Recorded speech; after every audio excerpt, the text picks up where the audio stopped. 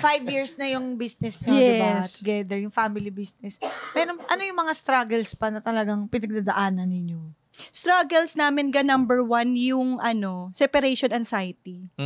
Kasi ang hirap di ba nag-iibang bansa ako every month? Bakit? Pwede mo bang sa kanila? Kaya ako nag-iibang bansa every month kasi andun yung mga factory kung saan pwede ako mag-live selling ng thousands ng items.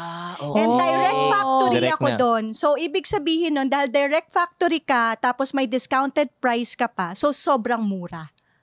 So, kaya ako pumupunta ng Hong Kong, Japan, saang bansa. Kasi doon mismo ako sa office nila nagla-live selling. In short, OFW. Yes. Pero ang pinakamatagal ko lang 1 week. Pero yung 1 week na yun, grabe na yung players. Grabe na yun. Talaga namin.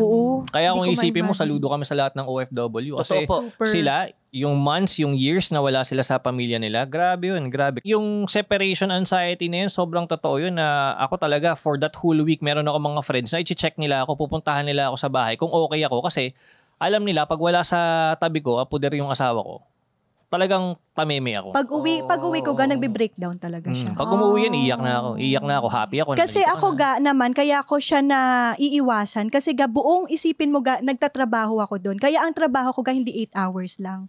Minsan more than 16 hours pa.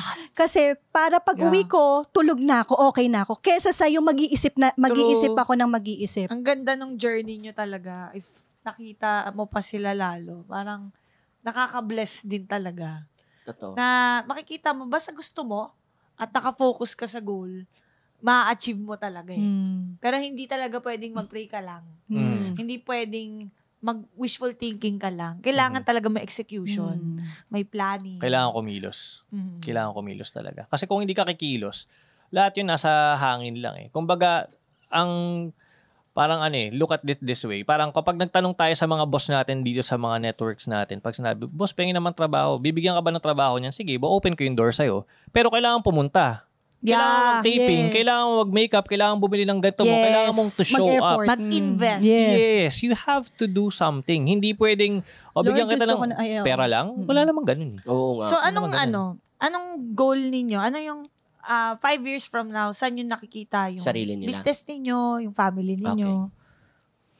Gusto pa namin magdagdag pa ng baby. So, pinagpipray namin kung kaya pang 2. Dalawa pa? Dalawa pa. Napagod ako para kay Ga. 2 pa sana. Kaya alam, magpo-40, pero nothing is impossible. Yan. Yes. So, 2 pa. Gusto namin growing, malaki talaga. Tapos yung business naman, gusto namin sana na nag-work na siya na kahit na hindi na kami kailangan doon sa work.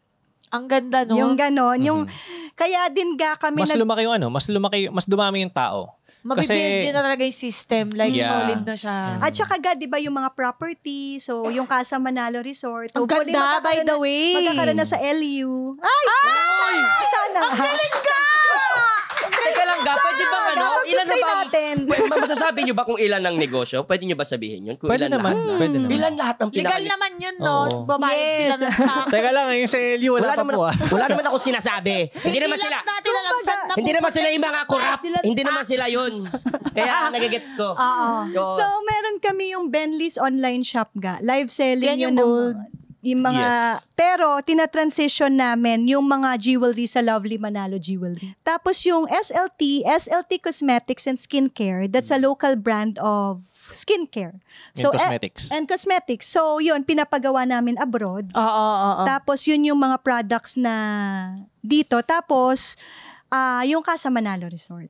Ang galing, no? Tsaka kaka-renovate nyo lang sa Pampanga. Last year, Pampanga. Kayo kung gusto nyo gamitin nyo, punta lang kayo dun. Yes, tsaka hindi siya mahal, Binaba ko pa nga yung price for this November, December. Ang galing naman. Kasi ang naman ang usapan namin, nung time na binili namin yun, is marami kaming mapahappy na hindi sobra. Hindi naman na namin talaga goal na sobrang yumaman ng mayamang.